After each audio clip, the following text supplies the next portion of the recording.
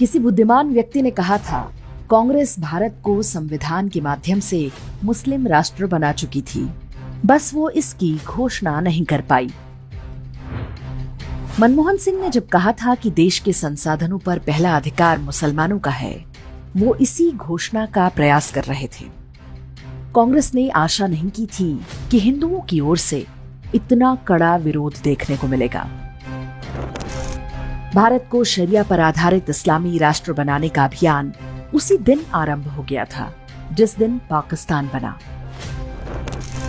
वर्ष 1950 में संविधान के अनुच्छेद 25 के माध्यम से धर्मांतरण को वैध बना दिया गया, ये जानते हुए कि चारों प्रमुख भारतीय धार्मिक समुदाय हिंदू, सिख, बौद्ध और जैन बलपूर्वक या लालच देकर धर्मांतरण नहीं करते, जबकि दोनों अब्राहमिक मजहब प्रोस्लिटिक अर्थात धर्मांतरण पर आधारित हैं।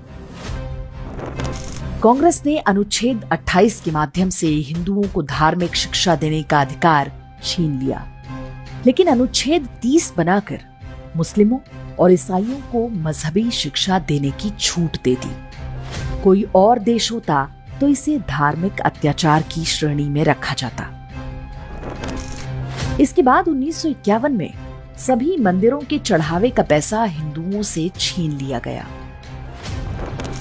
कांग्रेस सरकार ने हिंदुओं पर तो सेकुलर कानून थोप दिया, लेकिन मुस्लिम और ईसाई पर्सनल लॉ को छुआ तक नहीं। उन्हें बहुविवाह की छूट दी गई ताकि वे तेजी से जनसंख्या बढ़ा सके।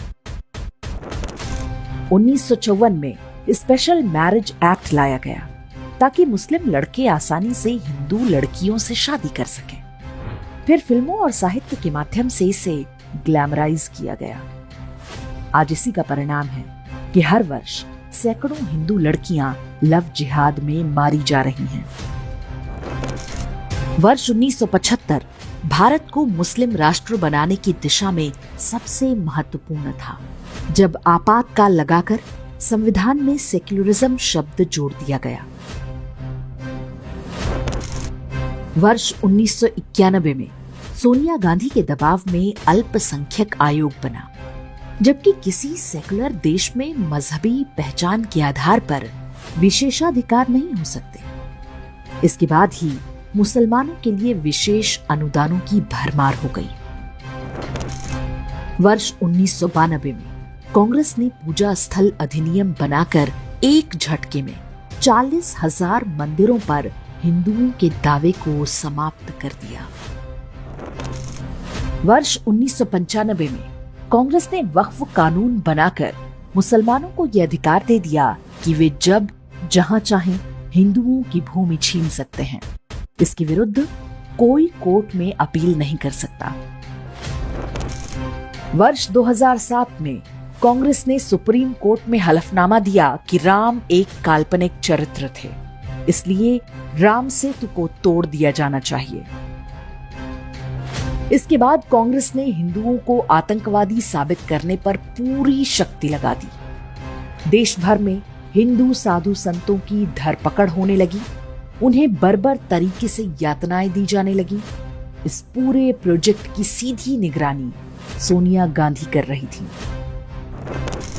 2013 में सोनिया गांधी के ही कहने पर कम्युनल वायलेंस बिल लाया गया। इसमें व्यवस्था थी कि कहीं भी दंगा होने की स्थिति में स्वाभाविक रूप से हिंदुओं को दोषी माना जाएगा। बीजेपी ना होती तो ये कानून भी बन चुका होता। हमें भूलना नहीं चाहिए कि शक्तिशाली रोमन साम्राज्य के पतन में केवल 80 वर्ष लगे थे। कांग्रेस ने हिंदुओं को नष्ट करने के लिए बिल्कुल वही फॉर्मूला अपनाया जो रोमन साम्राज्य को नष्ट करने के लिए किया गया था। इस बारे में हमारा वीडियो आप डिस्क्रिप्शन और कमेंट में देख सकते हैं। ये कांग्रेस का दुस्साहस है कि उसने 2024 के चुनावी घोषणा पत्र में लिखा है कि वो हिंदुओं का धन लेकर मुसलमानों में उनका पुनर्वितरण करेगी।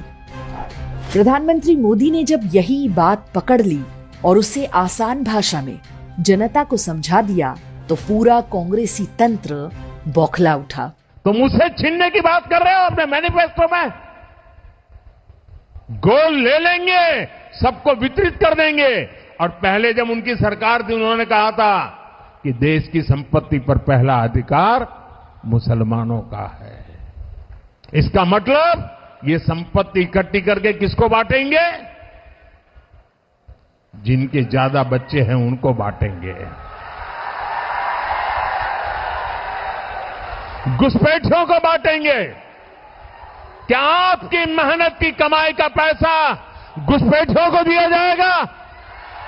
आपको मंजूर है ये कांग्रेस का मैनिफेस्टो कह रहा है कि वो माताओं बहनों का सोने का हिसाब करेंगे, उसकी जड़ती करेंगे, जानकारी लेंगे और फिर उस संपत्ति को बांट देंगे।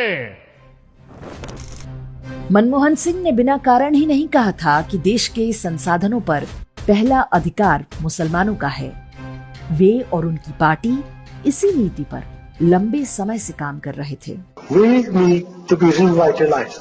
We will have to devise innovative plans to ensure that minorities, particularly the Muslim minority, are empowered to share equitably in the fruits of development. They must have the first claim on our resources.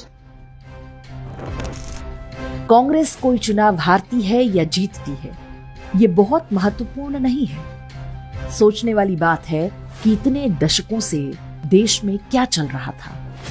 यदि कांग्रेस छोड़ रहा हर नेता यही कह रहा है कि ये पार्टी हिंदुओं से घृणा करती है, तो ये संयोग मात्र नहीं हो सकता।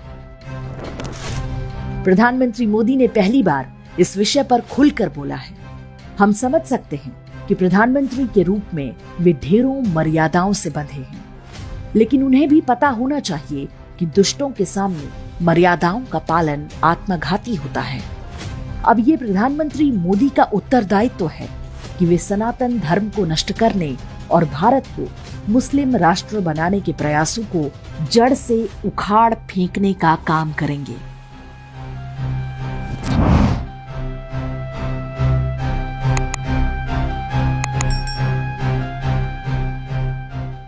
इंडेक्स ऑनलाइन के वीडियो समाज को समर्पित हैं।